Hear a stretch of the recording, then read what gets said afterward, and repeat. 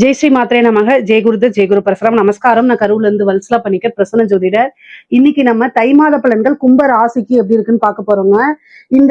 இந்த தை மாதம் வந்து எப்ப பிறக்குது அப்படின்னா 14/1/2026 புதன்கிழமை அனுஷ நட்சத்திரத்துல பகல் 3:07 இந்த மாதம் வந்து பிறக்குது.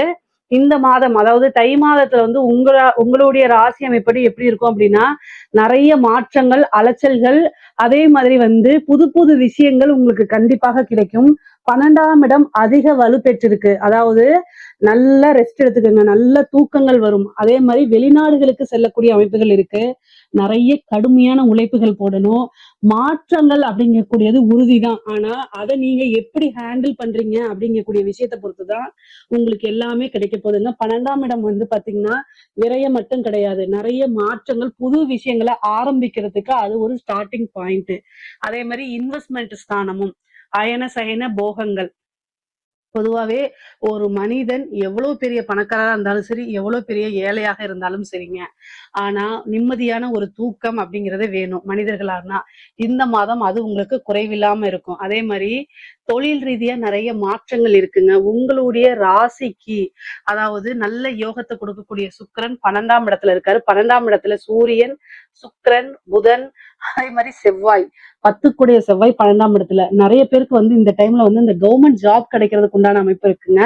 சின்சியரா ட்ரை பண்ணீங்க அப்படின்னா 7.5 சனி, அஷ்டமத்து சனி இதெல்லாம் வேலை செய்யாது. உங்களுக்கு நல்ல யோகம் மட்டுமே இருக்கும். அதாவது இந்த ராகு கேதுனால பல பிரச்சனைகளை சந்திச்சிருப்பீங்க. ஆனா இந்த மாதம் வந்து ஒரு குட் நியூஸ் அப்படிங்கக்கூடிய விஷயம் உங்களை தானா தேடி வரும். 12ஆம் இடத்துல 10 உச்சம் பெற்றிருக்காரு. அப்ப வந்து அரசாங்க சம்பந்தப்பட்ட விஷயங்கள் உங்களுக்கு அனுகூலமா முடியும். அது தொழில் ரீதியாக இருந்தாலும் சரி, இல்ல கவர்மெண்ட் ஜாப்காக நீங்க ட்ரை பண்றவரா இருந்தாலும் சரி, இந்த டைம் ரொம்ப ரொம்ப சூப்பரா இருக்கு. தொழில் ரீதியா வந்து புதுசா ஒரு தொழில் தொடங்குறதுக்கு இந்த மாதம் வந்து உங்களுக்கு நல்லது. புதுசா ஏதாவது விஷயங்களை இன்வெஸ்ட் பண்றதுக்கு இந்த மாசம் ரொம்ப சூப்பரா இருக்கும். நிறைய அலைச்சல்கள் இருக்கும். ஆனா அந்த அலைச்சல்கள்லாம் ஆதாயமா மாறும். விரயஸ்தானத்துல நிறைய கிரகங்கள் இருக்கிறது ரொம்ப சிறப்பு நான் சொல்ல மாட்டேன். ஆனா 12ஆம் இடம் அப்படிங்கும் போது என்னன்னா நிறைய விரயங்கள் ஆகும். அப்ப வரக்கூடிய பணம், இருக்கக்கூடிய பணங்கள்ல ஏதாவது ஒரு விஷயத்துல இன்வெஸ்ட் பண்ணுங்க. அல்லது வந்து சுப நிகழ்வுகளை நடத்துங்க. இந்த தை மாதத்துல வந்து விரயஸ்தானம் தான் நிறைய வலுப்பெற்றிருக்குது. 12ஆம் இடம்ங்கிறது அவ்வளவு வலுப்பெற்றிருக்குது.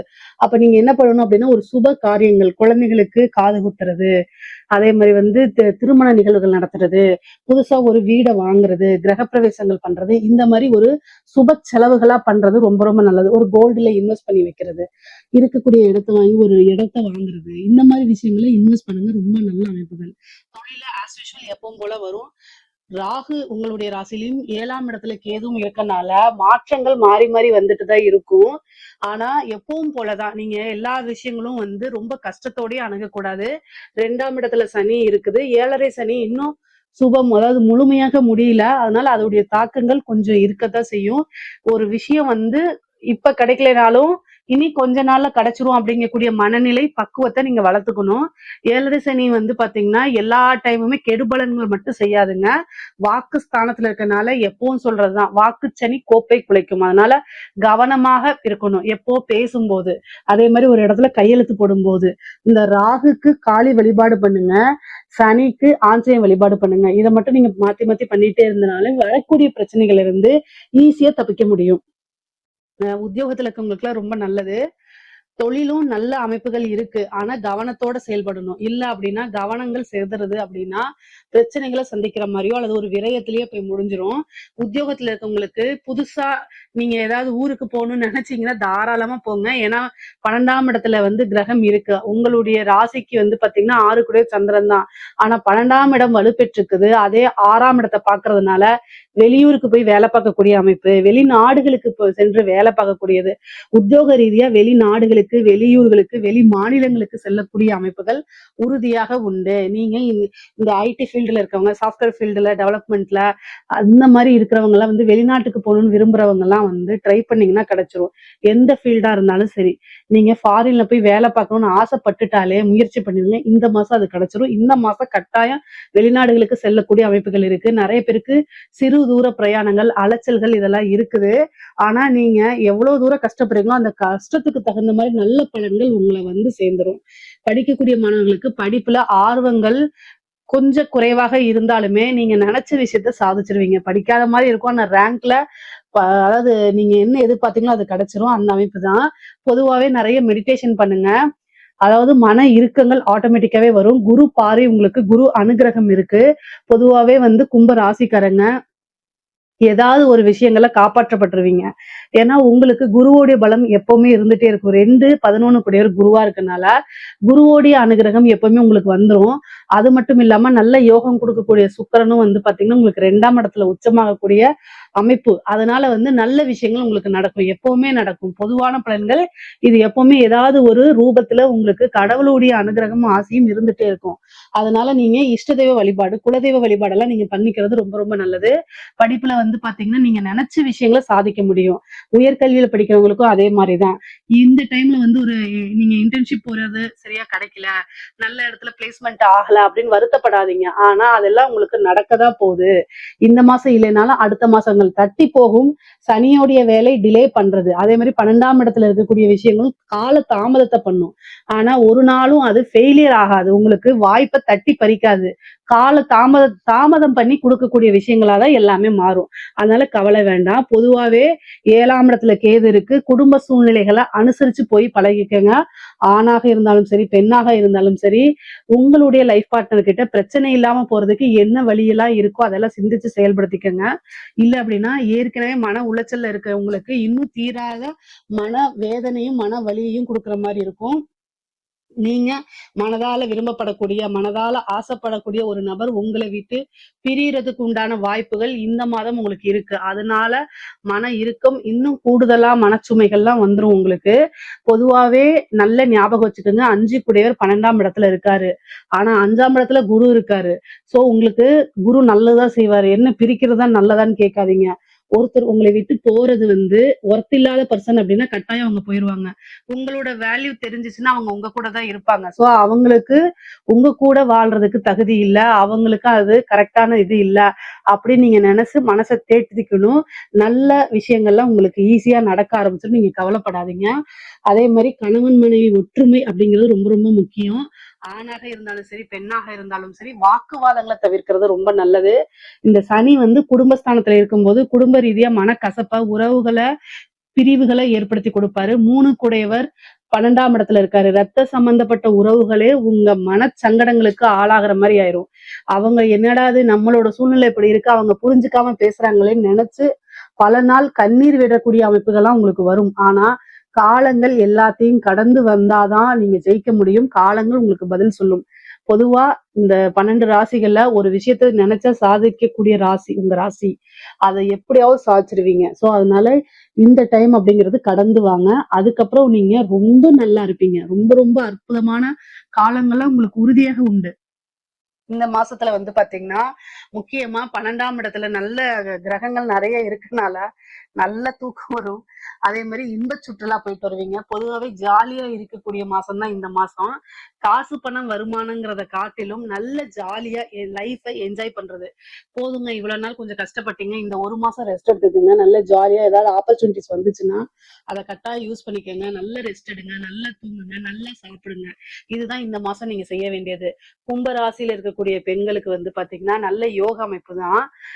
நீங்க நினைச்ச விஷயங்கள் இந்த மாசம் கை கூடலனாலும் காலங்கள் அதுக்கு பதில் சொல்லும். நீங்க போட்ட உழைப்புக்கு எந்த விஷயமும் வீண் ஆகாது.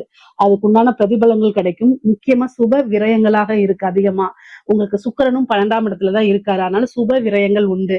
வாகனங்கள் வாங்குறது, வீடு கட்டுறது, ஒரு கோல்டு வாங்குறது, ஆடை ஆபரண சேர்க்கை இருக்கு. நல்ல விஷயங்கள் நிறைய இருக்கு. பொதுவாவே பெண்கள் வந்து பாத்தீங்கன்னா கணவர்கிட்ட அட்ஜஸ்ட் பண்ணி போகணும். குடும்ப சூழ்நிலைகள் சரியில்லை அப்படின்னா நிறைய விஷயங்கள் உங்களுடைய ஆசைகள் எல்லாம் தள்ளி போடுறது நல்லது. நான் ஆசைப்படாதீங்கன்னு சொல்லல. இந்த மாசம் வேண்டாம். தேவையில்லாத இந்த ஆன்லைன்ல ஆர்டர் பண்றது இந்த மாதிரி விஷயங்களை தவிர்க்கிறது ரொம்ப ரொம்ப நல்லது. கணவர்கிட்ட அட்ஜஸ்ட் பண்ணி போய் பழகிங்க. 2 பேத்துக்கும் கணவனாக இருந்தால் மனைவி, மனைவியாக இருந்தால் கணவனும் ஒருவரை அனுசரிச்சு போகணும். இல்லைன்னா தேவையில்லாத சண்டை சச்சரவுகள் வரதுக்குண்டான அமைப்புகள் இருக்கு. மருத்துவ விரயம் இருக்குங்க. ஹெல்த் ரீதியா நீங்க பாத்துக்கணும். கும்பராசிக்காரங்க 12ல இருந்த கிரகம் 6ஆம் இடத்தை பாக்குது. ஹெல்த் ரீதியா ஏதாவது ஒரு பிரச்சனைனா ரொம்ப கால தாமதம் பண்ணாம இம்மிடியட்டா டாக்டர்ட்ட போய் கன்சல்ட் பண்ணிக்கிறதா நல்லது. அதுக்கு உண்டான ட்ரீட்மெண்ட்ட பாருங்க. இல்ல அப்படின்னா பெரிய செலவுகள வச்சுரும். அதே மாரி வாகனங்களா இருந்தாலும் சரி, நாளைக்கு பண்ணிக்கலாம், இன்னைக்கு பண்ணிக்கலாம்னு சொல்லாதீங்க. வாகனங்களுக்கும் செலவுகள் இருக்கு. அதுக்கு அடுத்தது வந்து கோர்ட்டு கேஸு அந்த மாரி பிரச்சனைகள் வர்றதுக்கு உண்டான வாய்ப்புகள் இருக்கு. அதெல்லாம் தவிர்க்கணும் அப்படின்னா கால பைரவர் வழிபாடு பண்ணுங்க. வீர ஆஞ்சநேயர் வழிபாடு பண்ணிக்கங்க. இதெல்லாம் வந்து த பிரச்சனைகள தவிர்க்கிறதுக்கு பரிகாரங்களா அமையுங்க. அதே மாரி அந்த கோர்ட்ல ஏதாவது கேஸ் நடக்குது அப்படின்னா, உங்களுக்கு ஃபேவரா மாறுமான்னு கேட்டா, மேக்ஸிமம் சுமூகமா இருக்கிறதுக்கோ, அல்லது உங்களுடைய லாயர் கிட்ட கன்சல்ட் பண்ணுங்க அது சம்பந்தமா. ஏன்னா 6ஆம் இடத்த கிரகம் 4 கிரகம் பாக்குது. அப்ப கோர்ட்டு கேஸ்ல ஒரு சின்ன வில்லங்கங்கள் வர்றது, கடன் ரீதியா பெரிய தொந்தரவுகள், மன உளைச்சல்கள குடுக்கறது, இந்த மாரி அமைப்புகள் இருக்கு. கடன் ரீதியா உங்களுக்கு பிரச்சனை இருக்குன்னா, சடாக்ஷர தீபம், சடாக்ஷர எந்திரத்த வச்சு வழிபாடு பண்ணுங்க. அது ரொம்ப ரொம்ப உத்தமம். நல்ல உங்களுக்கு வந்து கடன்லாம் ஒவ்வொரு நாளும் அடைச்சிட்டு வர்றதுக்கு உண்டான அமைப்பெல்லாம் அது குடுத்துரும். அதனால கடன் ரீதியா இருந்துச்சுன்னா, சடாக்ஷர எந்திரம் போட்டு நீங்க வழிபாடு பண்ணுங்க. அது ரொம்ப ரொம்ப உத்தமமா இருக்கும். ஆனா கோர்ட்டு கேஸ்ன்னா லாயர் கிட்ட கன்சல்ட் பண்ணுங்க. ஏன்னா அது உங்களுக்கு அன்ஃபேவரா வர்றதுக்கு உண்டான அமைப்புகள்லாம் குடுத்துரும். அதனால ரொம்ப கவனமாக இருக்கணும். முக்கியமா உடல்நிலையிலயும் பிரச்சனைகள் வர்றதுக்கு வாய்ப்பு இருக்குங்க. 5ல இருக்கக்கூடிய குரு ஒண்ணுதான் உங்களை காப்பாத்துறாரு. அதனால குருநாதர் கிட்ட வழிபாடு, குரு மரியாதை கொடுங்க. முடிஞ்ச அளவுக்கு சித்தர்கள் வழிபாடு பண்ணுங்க. அதே மாதிரி பெரியவங்களுடைய சொல்லுக்கு மரியாதை கொடுத்து நடங்க. தேவையில்லாத பேச்சுக்களை தவிர்க்கிறது நல்லது. மெடிடேஷன் அதிகமாக பண்ணுங்க. இதெல்லாம் வந்து உங்களுக்கு பிரச்சனைகள்ல இருந்து வெளியில வர்றதுக்கு உண்டான வாய்ப்பை ஏற்படுத்தி கொடுத்துருங்க. அரசியல் சம்பந்தப்பட்டவங்க இது அரசாங்க துறையில இருக்கவங்களுக்கு சூப்பரான டைம் இந்த டைம். 12ல கிரகங்கள் இருக்கு. நிறைய வாய்ப்புகள் தேடி வரும். ஆனா இதெல்லாம் எந்த அளவுக்கு நமக்கு பிரச்சனையை குடுக்கும் அப்படிங்கிறத யோசிச்சு நீங்க பண்ணிக்கணும். பொதுவாவே வந்து பாத்தீங்கன்னா 12ல கிரகங்கள் இருக்கும்போது, நீங்க நல்ல விஷயங்கள செய்ய போய் அது உங்களுக்கு பனிஷ்மென்ட்டா மாறுறது, மெமோ இஷ்யூ பண்றது இதெல்லாம் இந்த மாரி டைம்ல தான் நடக்கும். அதனால கவனமாக இருந்தா, நீங்க உங்க வேலைய தப்பிச்சு வச்சுக்கலாம். மெமோ வாங்க மாட்டீங்க. இல்ல அப்படின்னா அலட்சியமா இருக்கிறீங்க. எதுவுமே தெரியாம நீங்க அப்படியே இருக்கீங்க அப்படின்னா பிரச்சனைகளுக்குள்ள சிக்கிக்குவீங்க. நீங்க நிறைய அலைஞ்சிருப்பீங்க. ஆனா அதுக்கு உண்டான ரெகக்னைஸ் எல்லாம் கிடைக்காது. உயர் அதிகாரிங்க வேணுக்குமே உங்களை பழி வாங்குவாங்க. மனசுக்குள்ள வச்சுக்கிட்டு நீங்க ஒரு ஒரு ஃபங்க்ஷன் போறதுக்காக லீவ் கேட்டிருப்பீங்க. திடீர்னு ஒரு வேலை கொடுத்துட்டு இது பண்ணுவாங்க. அவங்களுக்கு தெரியும். ஆனா அந்த லீவே கிடைக்காத மாதிரி அப்படியா ஐயோ போயிருக்கலாமே அப்படிங்கும்போது உங்களுக்கு அவங்கள சாடிச்சிடலாம் போல தோணும்.